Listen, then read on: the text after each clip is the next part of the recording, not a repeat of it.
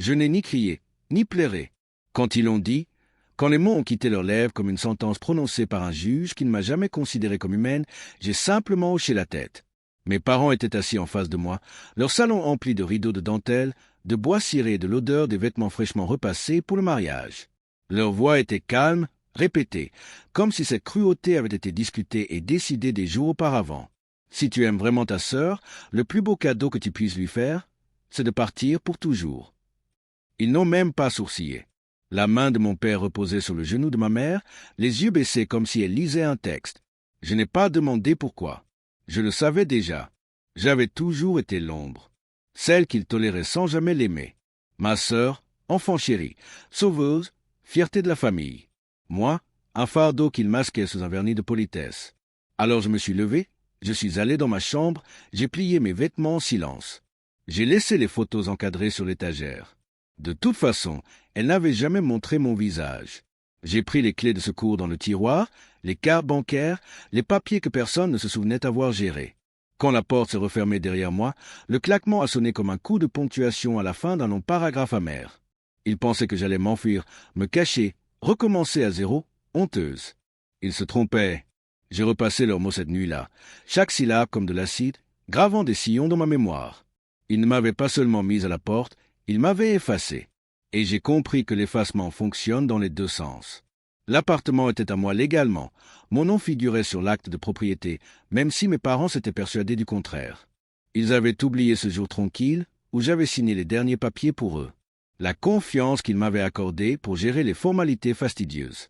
Cette même confiance qu'ils utilisaient comme une laisse. J'ai vendu l'appartement rapidement. Les acheteurs au comptant ne posent pas de questions. Le temps que l'encre sèche, les murs qui avaient jadis accueilli nos dîners de famille et nos sourires de façade appartenaient à des inconnus. Le compte joint était la prochaine étape. Mes parents m'avaient fait passer de l'argent pendant des années. De petites sommes au début. Les factures, l'entretien, les virements.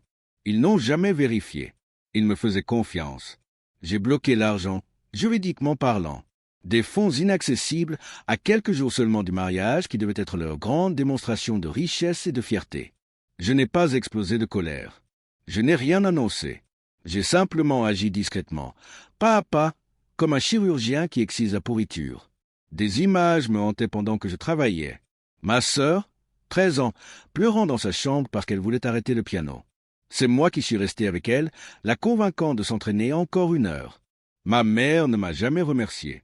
À 17 ans, elle a emprunté ma robe pour le bal de promo, l'a déchirée et en a ri.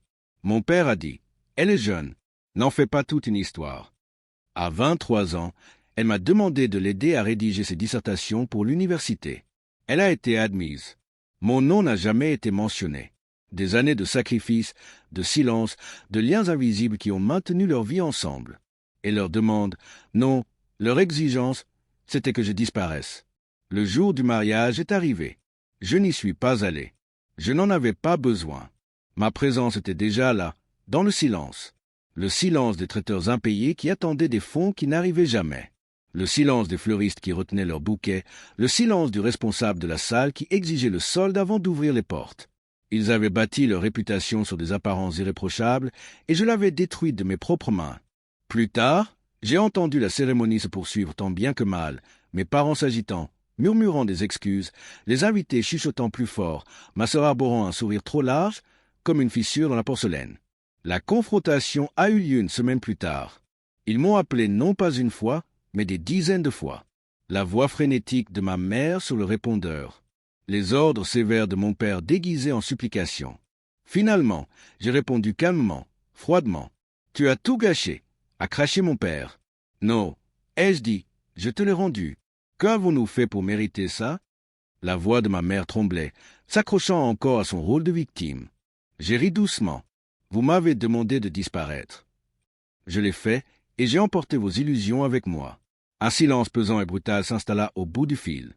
Je pouvais presque les entendre réaliser l'ampleur de leur perte. Pas seulement de l'argent, pas seulement un mariage, mais le contrôle. Le jour parfait de leur enfant chéri, à jamais entaché de murmures. Leur nom de famille traînait dans la boue qu'ils croyaient réservée à mes pieds. Je n'ai pas jubilé. Je n'ai pas crié. J'ai laissé le silence planer jusqu'à ce qu'ils raccrochent les premiers. Puis je me suis enfin assise, respirant profondément. Non pas avec culpabilité, non pas avec regret, mais avec lucidité. Ils voulaient que je disparaisse, certes, mais ils se souviendraient de moi. Non pas comme de l'ombre oubliée, mais comme de la main capable de détruire tout ce qu'ils avaient bâti sous mon dos. Je n'avais plus besoin de leur approbation. Je n'avais plus besoin de leur amour.